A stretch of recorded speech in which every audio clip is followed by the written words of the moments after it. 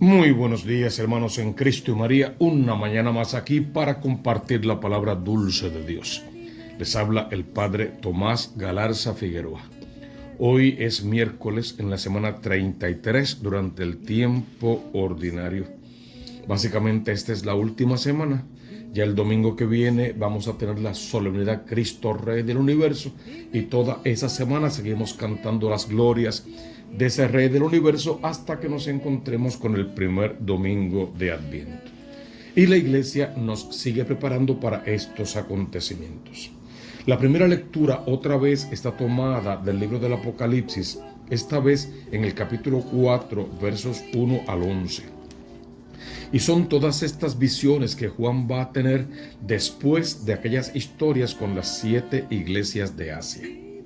El texto lleva por título Mirada hacia atrás, Cristo e Israel, y el subtítulo sería El trono en el cielo. Claro, esos títulos y subtítulos los hemos dado posteriormente a la Biblia, no son palabras de Dios, pero nos ayudan a leerla mejor y a entenderla más. El verso 1 dice de esta manera: Después de esto miré y vi una puerta abierta en el cielo, y la voz que antes había oído semejante a una trompeta que decía: Sube aquí y te mostraré lo que va a suceder enseguida. Y los demás versos son una narración visual de todo lo que va a pasar. Es una mirada a la historia, es una mirada al futuro. ¿Cómo podemos y debemos interpretar todo esto? Bueno, después de estos mensajes que le da el Señor a Juan de las iglesias, de las 7 iglesias de Asia, vienen unas visiones mediante las cuales se nos va a revelar el sentido verdadero de la historia. De hecho, en los capítulos 4 al 11, Juan hace el balance de la historia de Israel hasta la predicación de los evangelios. Y luego en los capítulos 12 al 21 nos prepara para comprender la historia que vivimos y las luchas de las iglesias. Todo eso Juan lo va a ir viendo poco a poco y nos lo va a ir narrando también.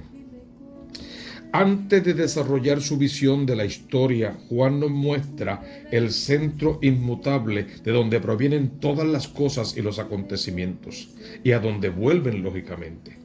Pues de nada nos servirían las advertencias si no estamos decididos a enfrentar los verdaderos acontecimientos. Y para esto debemos saber primero a dónde vamos y por qué razón es que estamos luchando. Nos lo dirá la presente visión que Juan tiene, que es la narración de esta primera lectura de hoy. Primero, una puerta abierta en el cielo. Estas palabras tenían entonces un sentido preciso, el de una visión concedida al profeta. Comparar, por favor, con los cielos, cómo los cielos se regresan para él en el bautismo de Jesús en Marcos 1:10. Según las ideas de aquel tiempo, por encima de la bóveda azulada que ellos podían ver, estaban las aguas superiores, que esta vez, a su vez, esas aguas servían de piso de otro cielo, del verdadero cielo, de que es donde realmente Dios reside según aquel pensamiento. Y esas son las aludidas con el mar transparente como el cristal en el versículo 6 que tenemos a nuestra consideración. Luego Juan continúa diciendo: vi un trono y alguien sentado en el trono. Ese alguien invisible del que irradiaba luz y vida es el ser divino contemplado en su fuente primera, que es el Padre Dios, no es otro. No tiene rostro que se pueda describir, pero todos los elementos de la naturaleza están reunidas para expresar algo del ser divino: fuerza imponente del temporal, poder fascinante del fuego, pureza y frescura del agua. Los ancianos son los santos del Antiguo Testamento que representan al pueblo fiel. Ahí podemos ver a Isaías 24:23. Los 4 animales, o más bien seres, designan a espíritus celestes en la tradición de la visión de Ezequiel y son figuras poéticas para expresar lo más noble, lo más robusto, lo más sabio y lo más rápido. Fijan sus ojos siempre despiertos en el Señor en el seno del ser divino y derraman las energías de Dios por todo el universo. En siglos posteriores, el arte cristiano acostumbró a representar con ellos a los 4 evangelistas: Mateo, Marcos, Lucas y Juan. Mateo es el hombre, Marcos es el león, Lucas es el toro y Juan es el águila. Estamos pues en el templo celestial y Juan lo ve como una transfiguración del único templo que él conoce, el templo de Jerusalén.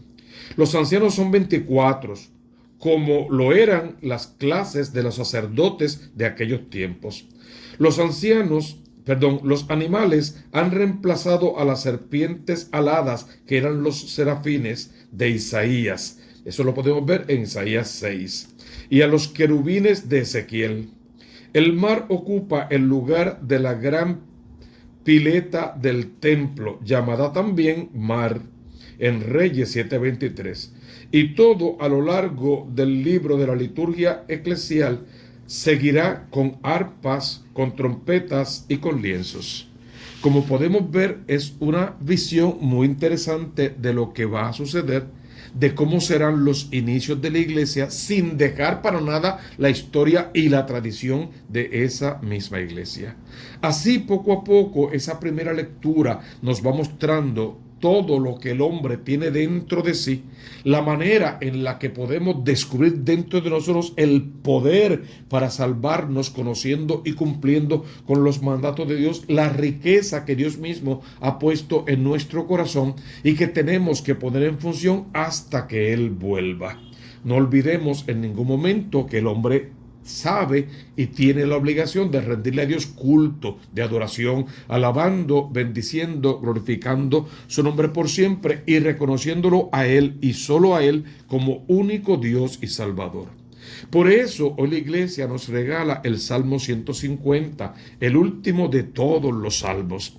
¿Y cuál es el estribillo que la iglesia nos da? Santo, santo, santo es el Señor Dios, el Todopoderoso, porque no hay otro Dios igual a este Dios. Y el Salmo lo conocemos de memoria, es muy corto de hecho, y todo lo que dice es en torno a la alabanza que merece ese Dios Todopoderoso. Aleluya, alaben a Dios en su santuario, alábenlo en el firmamento de su poder, alábenlo por sus hechos portentosos, alábenlo por toda su grandeza, alábenlo con el fulgor del cuerno, alábenlo con arpas y con cítaras, alábenlo con danzas y tamboriles, alábenlo con mandolinas y flautas, alábenlo con platillos sonoros, alábenlo con platillos triunfantes, alabe al Señor todo ser que respira. Aleluya. Por eso siempre decimos que todo lo que respira, alabe al Señor.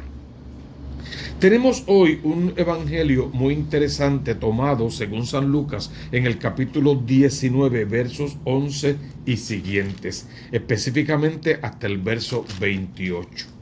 Es una historia que ya hemos leído el domingo pasado y que trae muchísima enseñanza a nuestra iglesia, y hoy tal vez podemos quedarnos, como ya leímos una parecida a esta, podemos quedarnos en algunos elementos más importantes. Cuando Jesús estaba ya cerca de Jerusalén, dijo esta parábola, pues los que lo escuchaban creían que el reino de Dios se iba a manifestar de un momento a otro. Es interesante que están viviendo una historia política muy dura con todo lo que tiene que ver con Herodes. Y Jesús lo que quiere hacerles ver es que el reino de los cielos no se parece a ese reino humano y casi maldito que llevan los Herodes, sino que es un reino que les vendrá de lejos. ¿De cuán lejos? De después de la muerte, que Él tiene que morir primero, que tiene que resucitar. Y aunque habrá muchísima gente que no lo querrán como rey, porque no lo han conocido, habrá otros que sí recibirán sus dones, sus talentos, gracias y bendiciones y las pondrán en función. Y cuando Él venga de ese viaje de la muerte, una vez haya resucitado, haya subido a lo más alto del cielo, entonces vendrá para darle a cada uno según lo que cada uno merece. Se fue entregándole talentos diferentes a algunos de ellos y cuando regresó empezó a pedir cuentas. El de 10 le entregó 20, el de 5 le entregó 10 y le dio 10 o 5 ciudades para administrar. O sea, si tú pones en función los dones, las bendiciones, los talentos que Dios te da, Dios te multiplicará en bendiciones y tendrás mucho más para el reino de los cielos. Pero podemos colocar el acento en el tercero. Luego el tercero dijo: Señor, aquí tienes tu moneda, la he guardado envuelta en un pañuelo, por una razón muy simple, porque tuve miedo. Y ahí valiera la pena detenerse. Hermano, ¿cuál es la idea que tú tienes de Dios? ¿Qué imagen te haces de Él? Si tenemos la idea de un Dios misericordioso, vayamos a Él con nuestras miserias, para que Él nos dé de su misericordia y nuestras miserias terminen. Tenemos la idea de un Dios vengativo, entonces hay que cuidarse de ese Dios en el que crees, porque algún día vendrá a pedirte cuentas de una forma vengativa y te va a arrancar aún lo poco que tienes. Tenemos la idea de un Dios paciente, entonces vamos ante ese Dios con toda nuestra impaciencia, con todas nuestras metidas de pata, con todos nuestros pecados, a pedirle un tiempo, porque Dios siempre tiene algo mejor para ofrecernos. Depende de la idea que tengamos de ese Dios, un Dios cercano o un Dios lejano, o un Dios de supermercado al cual voy solamente si necesito comprar algo, un Dios que realmente está cercano a mi corazón, escucha mi plegaria, con el que puedo hablar por horas en la oración. Depende del concepto o la idea que yo tenga de Dios, van a ser mis sentimientos y mi relación con ese Dios. Pues aquellos dos primeros parece que tenían una relación de confianza. Creían en lo que ese Dios prometía y pusieron en función todos los talentos que Él le dio. Este último no tenía esa relación de confianza, de amistad, de cercanía, tenía miedo de Él. Y porque tenía miedo se fue por la ley del mínimo esfuerzo. ¿Y qué hizo con su talento? Lo aseguró, lo guardó en su pañuelo para devolvérselo intacto a su Señor. Lo que él no entendió es que a su Señor no le interesaba su talento, sino todo lo que tú puedas hacer con tu vida antes de su segunda venida. El talento no es otra cosa que tu vida misma con todas tus capacidades. Y lo que tienes que entregar es todo aquello de bueno que tú seas capaz de hacer con tu vida para que te puedas salvar y para que otras almas se pueden salvar. Yo sabía que eres un hombre muy exigente. Reclamas lo que no has depositado y cosechas lo que no has sembrado. Fíjate que sabiendo cómo era el Señor, sintió miedo, eso no le dio confianza, porque tal vez o seguramente no estableció una relación de amor, de oración, que si quieres de un poco de dependencia, de abandono en el amor de ese Dios para poder cosechar los frutos de la vida eterna. O sea, le dice el Señor, que tú sabiéndome, conociéndome, fuiste negligente, fuiste holgazán, ni siquiera colocaste ese talento en el banco y a mi vuelta yo por lo menos pude haber tomado los intereses.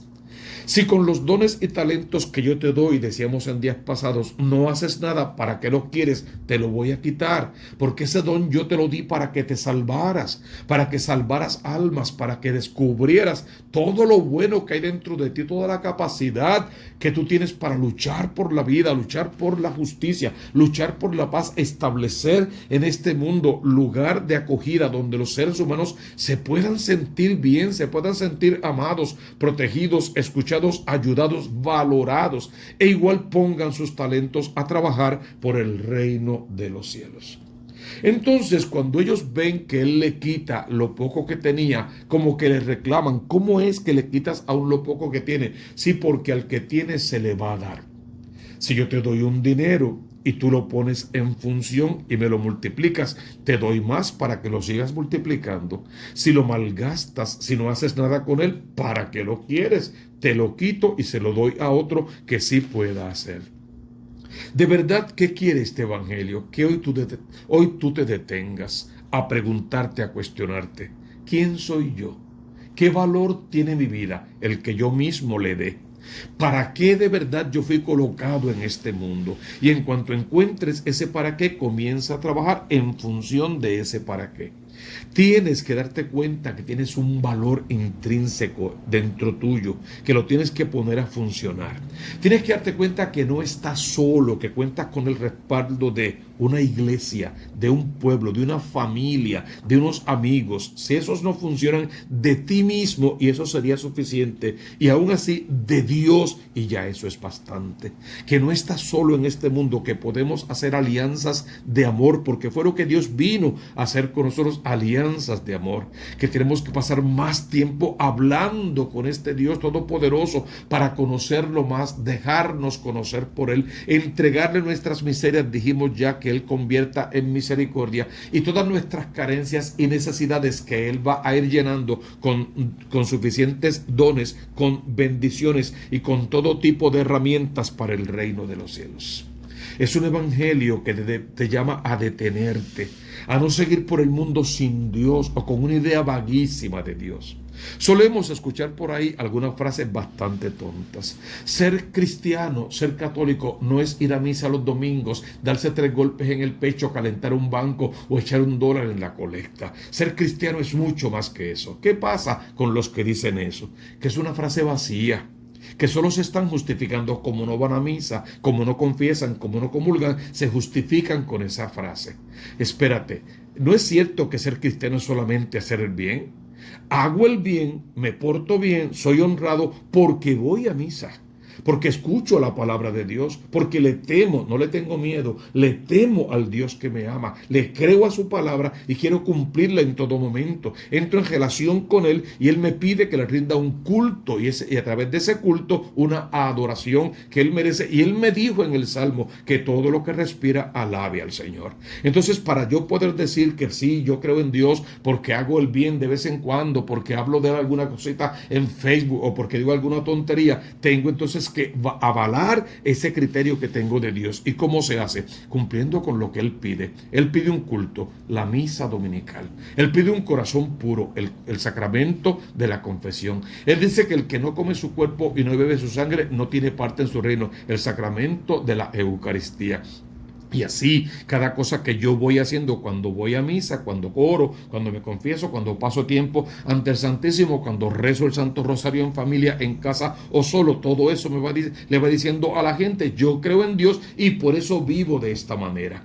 Son solo excusas para no seguirlo, para no amarlo, para no cumplir. No olvides un dato: tú puedes o no cumplir, es tu prerrogativa, eres libre, pero no olvides otro dato: a cada uno según lo que cada uno merece. Y si vivimos de espaldas a Dios, la consigna es muy clara: no veremos el rostro de Dios. Se nos va a quitar aún lo poco que tenemos y luego no podremos quejarnos porque tuvimos una vida completa para acercarnos al Rey, alabarlo, bendecido, glorificarlo, llamarlo santo, santo, santo. Es el primer gran himno del Apocalipsis: santo, santo, santo es el Señor. Y creer que también tú y yo podemos llegar a alcanzar esa santidad.